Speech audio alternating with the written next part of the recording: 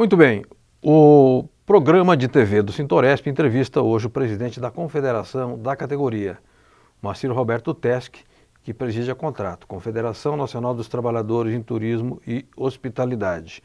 Tudo bem com você, Moacir? Graças a Deus, estou tranquilo. Reforma trabalhista andou e nos atropelou, a lei entrou em vigor dia 11 de novembro, é uma lei altamente agressiva aos trabalhadores e desproporcionalmente protetora do capital. Como é que a Confederação está orientando as suas entidades filiadas e como é que vocês estão fazendo a resistência? Primeiro, gostaria de parabenizar o Sintoresp, a tua participação, você aqui dentro do Sintoresp. Os parabéns pelo trabalho e pelo reconhecimento. Olha, nós da Confederação, nós estamos em conjunto com todas as confederações, com todas as centrais. Nós estamos fazendo, na verdade, um conjunto de ações e trabalhando com que essa reforma que foi feita não é nem uma reforma, é uma deforma trabalhista.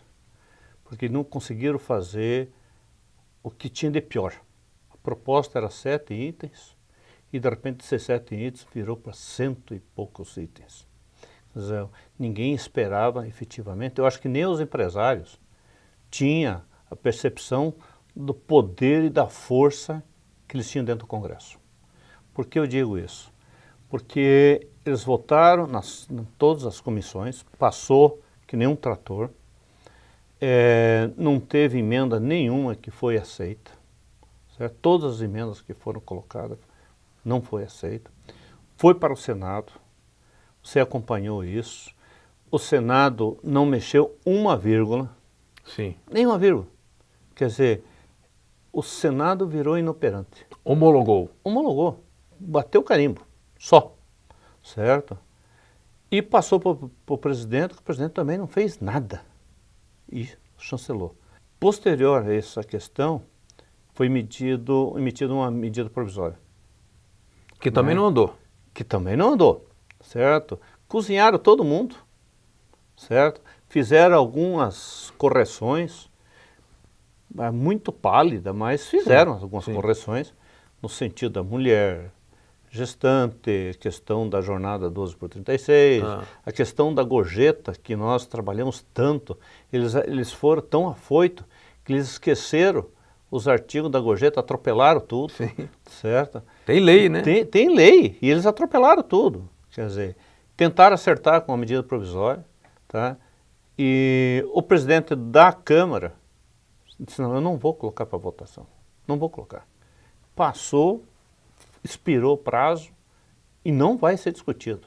Qualquer projeto que entra dentro do Congresso pode ser favorável ao trabalhador. Tá. Se hoje entrar um projeto, vamos supor assim, de garantia de emprego dos trabalhadores, tá?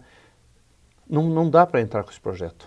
Porque é capaz que quando entrar o projeto de garantia de emprego, eles mudarem e dizer que nós não temos garantia mais nenhuma e perder até o fundo de garantia. Perfeito.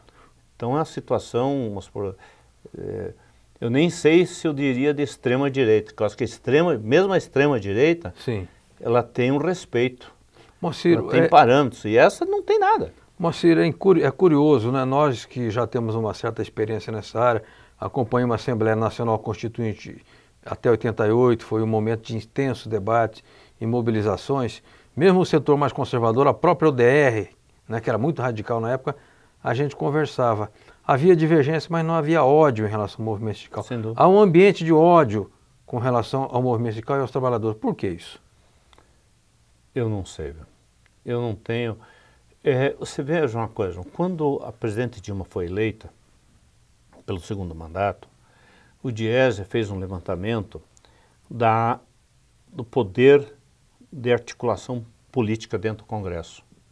Foi uma das presidentes que mais tinha apoio político recém-eleita. Olha, não sabia disso, não. Certo? De todos os partidos, ela tinha um quadro favorável a ela. Certo? De repente, isso reverteu. Tá? Entrou Michel Temer, reverteu todo o processo. Tá? Eles tiraram o poder, vamos supor, do movimento sindical, por causa que, quando tira-se o direito dos trabalhadores, é um problema sério. Sim. Mas quando tira o direito do movimento sindical, da instituição sindicato, estrutura sindical. Entendi. Negociar, certo? Defender o trabalhador, fazer homologação, quer dizer, verificar se as contas que o seu trabalhador está saindo da empresa, se está correto ou não, certo? Prevalecer o negociado direto à empresa com o negociado com o sindicato. Qual é o poder de barganha que tem o trabalhador normal, comum, assim? Individual? Nenhum. Não existe. Tá? Como é que ele vai discutir com o empresário? Diz, não, as minhas férias vai ter de ser de tal forma. Eu não vou aceitar essas condições de trabalho que você está me colocando. Não existe isso. Claro. Tá? Por isso que o sindicato tem... Agora, negociado sobre legislados, o que vão trazer? Vão trazer um papel pronto para assinar. E a gente tem experiência e tem a vivência que isso sempre acontece. Ô Moacir, agora você veja, porque eles fizeram a maldade inteira, não foi pela metade, que a gente está acostumado com as maldades aos pouquinhos, né? Sem dúvida. Agora deram o pacote pronto, né? E um dos exemplos dessa maldade é que eles cortaram, praticamente proibiram o custeio sindical.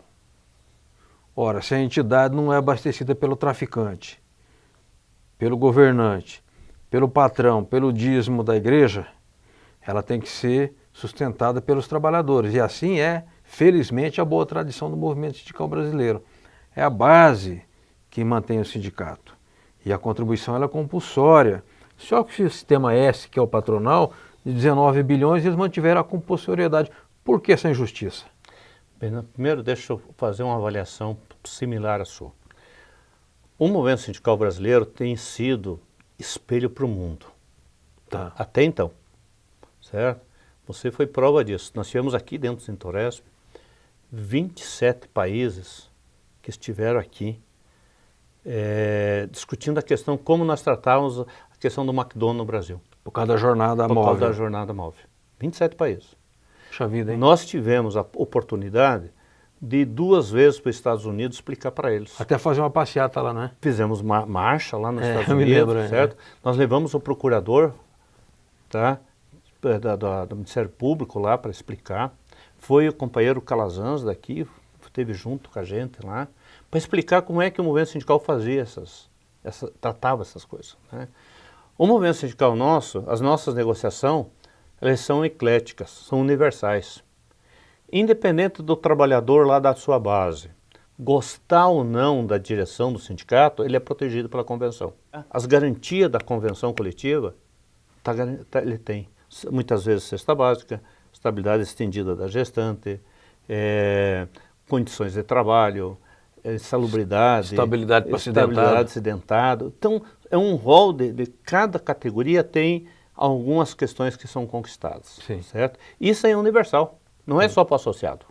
Então, também é correto que todos contribuam para manter a sua casa. Perfeito. Quem é que mantém a casa da gente? Claro. Somos nós. Bem, o que eles fizeram? Tiraram toda essa possibilidade de custeio das entidades sindicais, dizendo que só se o trabalhador fazer por expressa vontade. Sim. Daí diz assim, pela Constituição você pode reduzir o salário do trabalhador através de uma assembleia. Tá. Expressa a vontade do trabalhador participar de uma assembleia para reduzir suas condições de salarial. Dinheiro no bolso. Geralmente reduz a jornada e o salário, né? Jornada e salário. Mas isso através da assembleia. Tá. Agora, quando é para fazer O custeio. o custeio e autorização, o entendimento é que tem que ser um por um. Mas essa mesma assembleia não vale. Essa mesma assembleia Então não. o critério discricionário. Discricionário, uma coisa é uma coisa, outra coisa. Não funciona assim. Tá. Se pode mais, pode menos. Sim. O sistema S, o patronal não foi mexido. Não. Certo? E o que eles estão contribuindo, a queda da contribuição sindical para eles, não faz muita diferença. Eles têm outro sistema de custeio das confederações do sistema S, que vai para a confederação, vai para a federação, e a federação organiza o seu sindicato. Como é que funciona os sindicatos patronais? Eles colocam num prédio, Sim. 50 sindicatos, cada um numa salinha, Sim, exatamente. não tem representatividade, não faz manifestação, não precisa fazer trabalho de base, não precisa nada. Não tem colônia de férias. Não tem colônia de férias, não tem nada. É verdade. diferente de uma. Pega uma estrutura que nem o nosso Sintoresp aqui. Pois é. Tá? Quantos médicos tem? Pois é. Quantos advogados tem? Subsedes. Tá? Quer dizer, tem uma estrutura, Uma cara. estrutura, cara. E isso é o trabalhador, como se diz, em benefício direto do trabalhador. Hoje aqui em São Paulo, exatamente na data de hoje, dia 18 de abril, houve uma reunião do Fórum Sindical dos Trabalhadores, você é um dos coordenadores do fórum. Você vê no fórum um instrumento eficaz de fazer esse enfrentamento? Você está fazendo uma avaliação positiva do fórum e você acha que dá para crescer mais? Bem, eu começo pelo chavão, pelo nosso lema do nosso fórum atualmente. Resistência. Tá, bom, muito bom. Certo? O movimento sindical é uma barreira da resistência. O Fórum Sindical, quando foi criado lá atrás, em 2003, foi um fórum sindical dos trabalhadores para resistir, fazer uma barreira de resistência ao Fórum Nacional do Trabalho. Do Oswaldo Vargas. Do Oswaldo Vargas. De triste memória. Lamentavelmente. Certo? Então ele fez de tudo, ele correu o Brasil inteiro fazendo assembleias, reuniões, como se diz, reuniões dentro do Ministério Público, do Ministério do Trabalho, para discutir a questão da reforma trabalhista e sindical. Certo? Através do fórum nós barramos todos. Foi através do fórum sindical que dia 25 de março de 2004, que foi feito o primeiro ato em desagravo à época ao presidente Lula. Foi aquele grande ato nas grande planadas ato dos nas ministérios. planadas. Eu estava lá. Foi o primeiro contra o presidente Lula. Acho que tinha umas 30 mil pessoas. Umas 30 mil pessoas, certo? Daí você veja uma coisa, dali para diante, o fórum sempre foi um motivo de resistência. Tá? E no momento está sendo um motivo de aglutinação mais uma vez. Tá. Porque o fórum sindical, ele aglutina todos os segmentos, independente da central. Aqui a gente não se discute central, não se discute cor de bandeira, não se discute partido, não se discute nada que possa dividir, certo?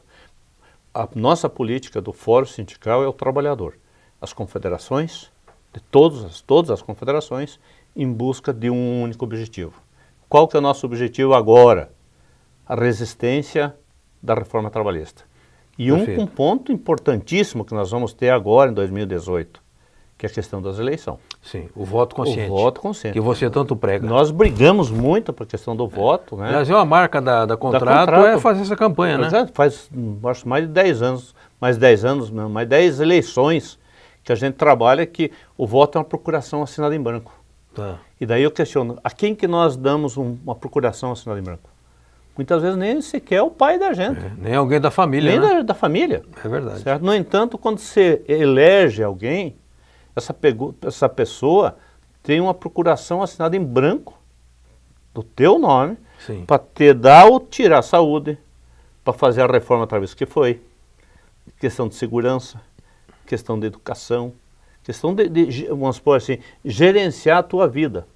Tá. Certo? Então nós temos que ter consciência disso, saber em quem que nós vamos votar, porque nas eleições passadas nós perdemos 52 parlamentares. Poxa vida. É muita gente. Estamos a pé, né, Moacir? Estamos a pé. Hoje nós temos em torno de 60 parlamentares que votam com o trabalhador. Tá. Que vota mesmo. É 10% da casa. 10% da casa. E o que a gente pode fazer com tão pouca gente assim lá dentro? É muito difícil. Perfeito. Moacir, eu sei que hoje vocês decidiram pela organização de uma espécie de congresso nacional da classe trabalhadora chamada pelo Fórum.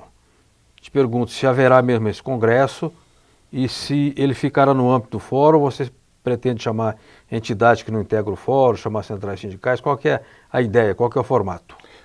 O Fórum é eclético, desde que você tenha interesse, certo? Que você faz parte do movimento sindical, é Fórum Sindical dos Trabalhadores. Tá. Então é eclético, não se vê bandeira, não se vê nada. Tá? O que a gente pretende fazer? Nós pretendemos que cada categoria, a gente internamente faça um documento. Vamos por turismo, faz o documento turismo, comércio, a indústria, a saúde, a alimentação, cada um faz o seu documento. Como se fosse uma tese de cada segmento. Tese, do que a gente espera do próprio governo Tá. e o que a gente necessita que o próximo governo faça. Tá. Vamos acopilar todo esse documento. Sim. Vai ser, depois tem as questões que contempla todas as categorias, que vamos supor a questão de saúde, segurança do trabalho, essas questões, Tá. certo? Que vai ser acoplado e diante disso nós vamos fazer um livro e vamos entregar cada presidenciável, certo? E para todos os parlamentares candidatos. Olha que boa ideia. Certo? E depois que eles se elegerem, nós vamos voltar nos seus gabinetes Sim. e mostrar, esse aqui é os interesses dos trabalhadores. Agora, João, nós temos um grande problema. Entre a eleição e o término do mandato desse pessoal que está lá, nós temos 3 meses. E você acha que eles Novembro, 2 E você meses. acha que eles podem meter a reforma da Previdência? hein? Previdência nesses 2 meses. E vai acontecer mais ou menos parecido que nem aconteceu com a trabalhista.